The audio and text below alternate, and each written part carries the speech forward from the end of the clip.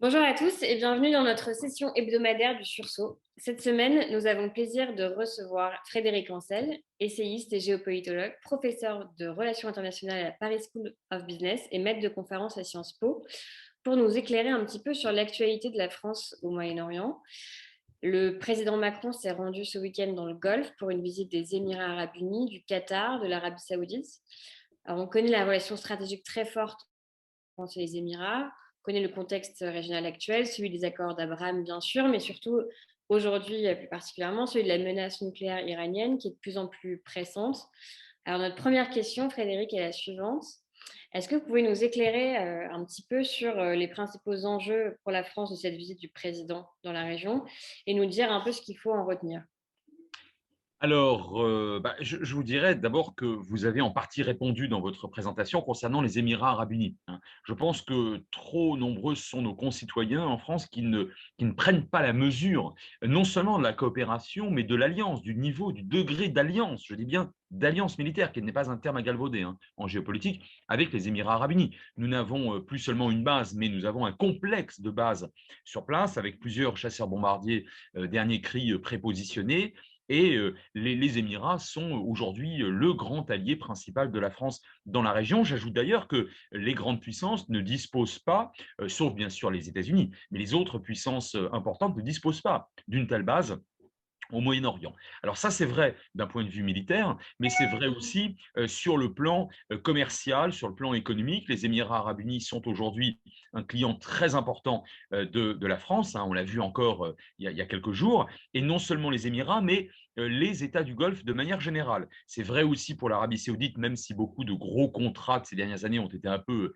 décevants ou ont été revus à la baisse, parce qu'évidemment, le concurrent absolu reste Washington dans la région. C'est dans une moindre mesure vrai pour le Qatar, qui pose quand même par ailleurs beaucoup d'autres problèmes. Mais j'y reviens, hein, les Émirats sont aujourd'hui l'un des clients principaux de l'industrie d'armement française, qui est évidemment fondamentale du point de vue de notre balance commerciale. Dernier point, là on quitte un petit peu, dans une certaine mesure en tout cas, le strictement commercial pour parler du politique et du stratégique.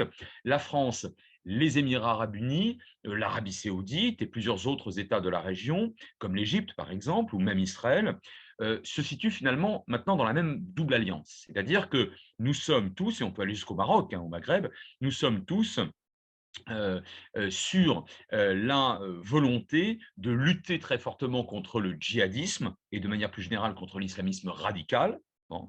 Et nous sommes effectivement, là aussi vous l'avez bien dit dans votre introduction, sur la lutte contre l'expansionnisme iranien, en particulier dans sa version potentiellement nucléaire. Donc vous voyez que là, Emmanuel Macron n'est pas venu, j'allais dire, pour rien, c'est le moins qu'on puisse dire, et que sa tournée prenait en quelque sorte un double sens. Très bien, bah, justement sur la menace iranienne, donc après 5 mois de pause, les négociateurs se sont réunis à nouveau à Vienne il y a 10 jours pour reprendre les négociations. On sait que pendant 5 mois, enfin, en fait depuis l'arrivée au pouvoir du nouveau président iranien ultra-conservateur Ibrahim Raisi, l'Iran s'est montré imperméable aux appels du pied des Occidentaux, a poursuivi allègrement son programme nucléaire. Et tout ça faisant qu'on est aujourd'hui dans une situation assez compliquée et on ne voit pas bien où les négociations vont pouvoir aboutir. Et donc, notre deuxième question, c'est comment est-ce que vous estimez finalement les chances de voir aboutir par la voie diplomatique et celle qui est privilégiée jusque-là, les objectifs que s'étaient fixés à la fois les États-Unis et les Européens, c'est-à-dire d'un côté, bien sûr, le retour des États-Unis dans le JCPOA et de l'Iran à ses obligations liées à cet accord, mais aussi la négociation d'un accord plus robuste qui prendrait en compte toutes les activités de déstabilisation causées par l'Iran. Quelles sont les chances de voir les négociations avancer? Alors, au risque et au plaisir de vous surprendre, je resterai optimiste, hein. Vous me connaissez, vous me faites l'amitié de suivre mes travaux depuis longtemps. Je suis optimiste sur ce dossier, simplement parce que, fondamentalement, les intérêts sont convergents. Alors, pourquoi je parle d'intérêts convergents? Parce que lorsque l'Iran signe le 14 juillet 2015 l'accord dont vous avez rappelé l'acronyme il y a un instant, dit accord de Vienne, entre les 5+1 et donc la République islamique d'Iran, eh bien, l'Iran, à l'époque, réussit à négocier, c'est quand même un tour de force, réussit à négocier l'obtention, enfin la fin des trains de sanctions principaux en tout cas, qui lui aurait sans doute rapporté à la louche une centaine de milliards de dollars sur une décennie, correspondant donc à la levée de ces sanctions économiques, contre ou en échange de quelque chose que l'Iran n'avait pas, la bombe atomique, et n'aurait sans doute jamais.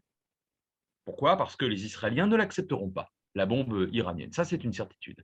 Donc, échanger, si vous voulez, ce qu'on n'a pas et ce qu'on n'aura pas contre des dollars en pièces sonnantes et trébuchantes à concurrence d'une centaine de milliards sur une décennie, si vous voulez, c'était quand même un tour de force. Mais en même temps, les Européens, les Américains, mais également une partie des voisins de l'Iran, étaient quand même rassurés parce que pendant 10 ans, l'Iran ne pouvait pas évoluer d'une manière ou d'une autre sur le plan technique et technologique vers la bombe. Et dans 10 ans, eh bien, on renégocierait, sachant qu'évidemment, on évaluerait très strictement via l'AIEA, l'Agence internationale à l'énergie atomique, si l'Iran respectait réellement le deal.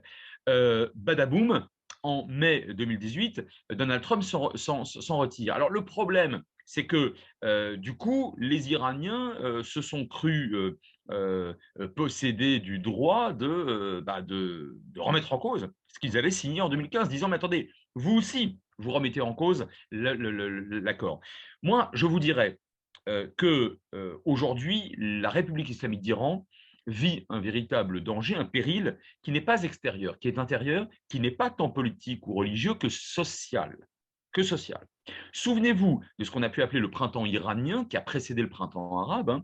Nous étions en 2009 et depuis il y a eu d'autres révoltes, donc des révoltes mais à caractère social très important. Il y a aujourd'hui des foyers de dizaines de famines en Iran, du fait des sanctions, mais du fait aussi de l'impéritie et de la corruption de la classe politique et notamment des fameux pasdaran. Bon, si vous voulez, si la République islamique d'Iran veut s'assurer, si ce régime veut s'assurer un minimum de stabilité, il lui faut impérativement que soient levées les sanctions américaines et internationales notamment sur ses capacités d'extraction gazière et pétrolière. Bon, mais pour ça, il faut abandonner la possibilité un jour d'accéder à la bombe. Et je pense que autant chacun est revenu à Vienne, on ne le disait pas il y a 6 mois, on considérait qu'avec l'élection d'un extrémiste à la présidence de la République islamique, bon, eh bien on y revient, on y est revenu. Alors pour l'instant, ça capote encore, mais vous savez, avant une échéance importante, que ce soit sur le plan commercial ou sur le plan stratégique, chacun fait monter les enchères. C'est quand même pas nouveau.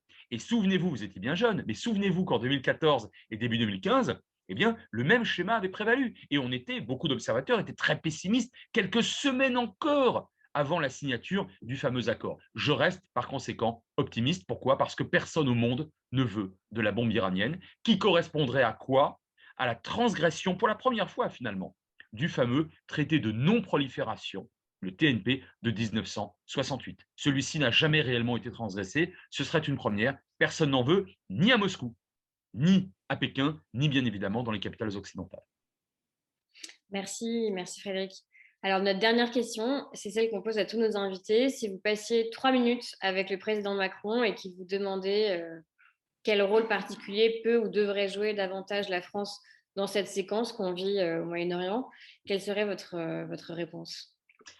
Oh là, alors je l'encouragerais à aller encore plus loin, sans doute dans la même direction, très proactive, celui consistant à assumer le rôle d'acteur puissant pour la France dans la région, car nous avons historiquement, géographiquement, beaucoup, politiquement bien sûr, beaucoup d'intérêts et en même temps beaucoup d'affinités, des alliés dans ce grand bassin. Alors je considère, je donne une acception à votre question peut-être un petit peu large, le bassin que j'appelle Méditerranée-Moyen-Orient, donc du Maroc à pratiquement à l'Iran, enfin à la question iranienne, en passant d'ailleurs par le Caucase, je vous dirais, ou je lui dirais plus exactement, avec beaucoup de respect, dû à son rang et à sa fonction, d'aller plus loin encore.